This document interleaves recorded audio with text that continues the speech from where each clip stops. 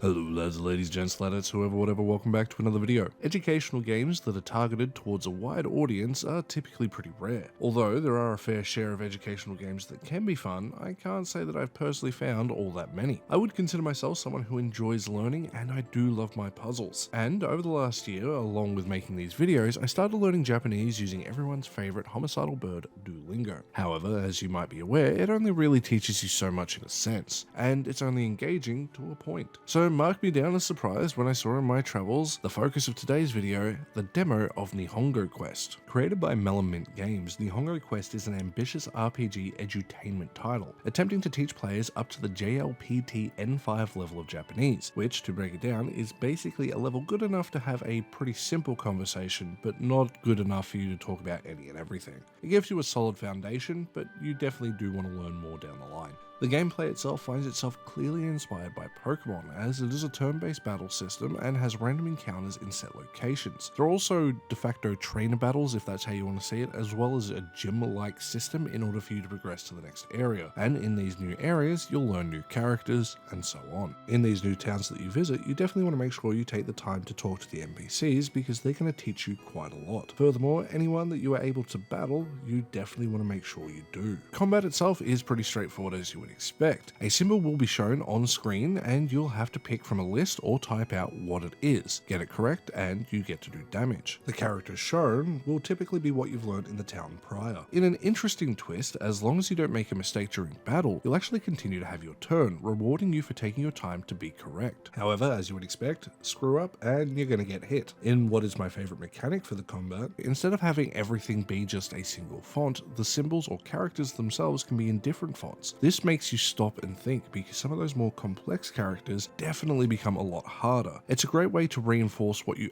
actually have learned and make sure you know what you're looking at, because simple pattern recognition isn't all that difficult, but once you start to change it up, it makes sure you actually know what you're reading. Another great addition is the fact that random events can happen, allowing for a mini game to take place in the middle of battle. Successfully completing these mini games results in massive damage output, speeding up some of these fights, because if I did have to have a bit of a minor complaint, and this is just going by the demo, it can take a little bit long for some of these battles. Now, why would speeding up a fight really matter? Wouldn't we want to practice as much as possible? And there's definitely something to be said for that. If you're just starting out, definitely practice as much as you possibly can. There are quite a lot of characters in the hiragana alphabet, as there is for the katakana alphabet, and do not even get me started on the ungodly amount of kanji that exist. If you're a newbie or out of practice, you definitely want to make the most of what's available there. However, if you're someone like myself who's pretty confident when it comes to hiragana and katakana because I practice them pretty regularly, well, you're definitely going to find it to be a little bit of a drag. Now that's where those mini games in the middle of battle definitely speed things up and make my life a lot more enjoyable. But beyond the battles, what else does this game actually offer? Well, there are a few different mini games that are in the demo, such as a race mode and the review tower as the main two.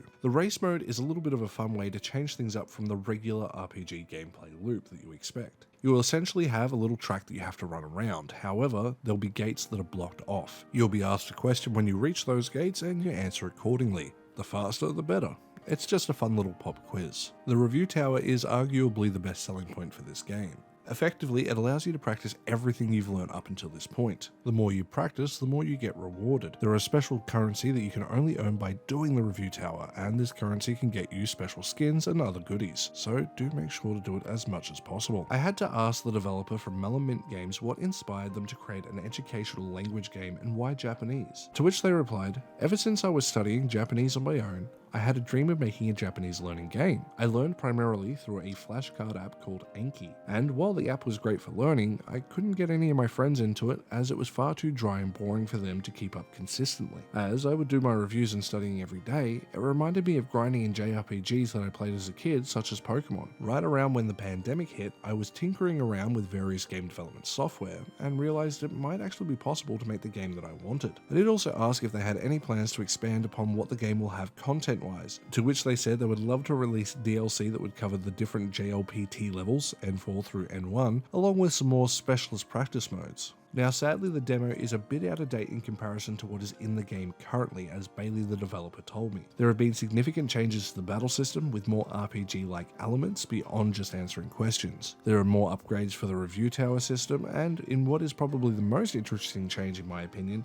speaking practice, which is something I'm pretty excited for because my pronunciation is absolutely horrible on my best day. In saying this, I am pretty interested to see how it goes with different accents when it comes to the voice recognition, but we're going to have to wait for its release, which is slated for the third quarter of 2025. So far, I will say I've been pretty positive about my experience with this demo, and overall I do think it's worth checking out. However, I will say I do feel obligated to let you know this game technically does have some AI generated code that has been used for its development, with an asterisk. I say that because according to the game's Steam store page, AI coding assisted in helping programmers generate a limited amount of the game's code. Now, I can't speak to how much that is, but given what's in the demo, I wouldn't suspect it's all that much. So I decided once again to reach out to the developer, and they said as for the AI code, it was more AI instructing how to write the code they wanted more so than straight up the code itself. However, for what was done using this method, they would estimate that it was no more than 5% of the overall code.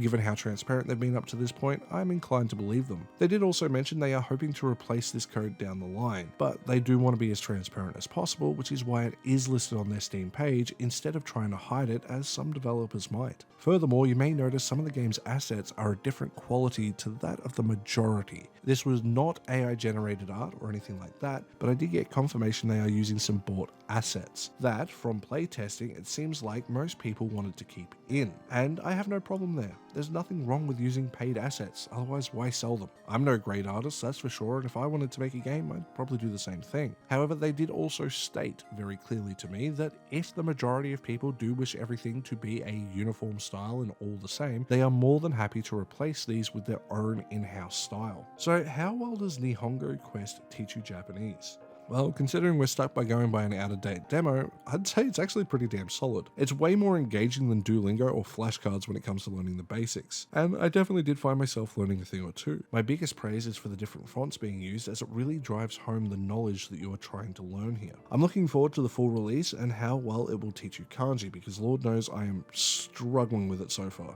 If you're interested in learning a new language, I'll link it in the description and I'll have it as a pinned comment for you to check out the store page. The demo itself right now isn't really an all-in-one platform in order for you to learn things, obviously. However, if you use it along with something like Duolingo, flashcards, and maybe some textbooks, it can definitely help reinforce some of that knowledge. So definitely do check it out. So with that, lads, ladies, gents, ladetts, whoever, whatever, it brings us to the end of another video. I hope you enjoyed this look at Nihongo Quest. Definitely check it out if you do want some help learning a new language. If you enjoyed the video, please consider hitting that like button. If you want to go that extra step, you can hit the subscribe button. And if you want to go that extra mile, you can support me on Ko-fi, Patreon, or YouTube memberships like these lovely people here. And with that, I will see you guys in the next one. Stay safe out there. Bye.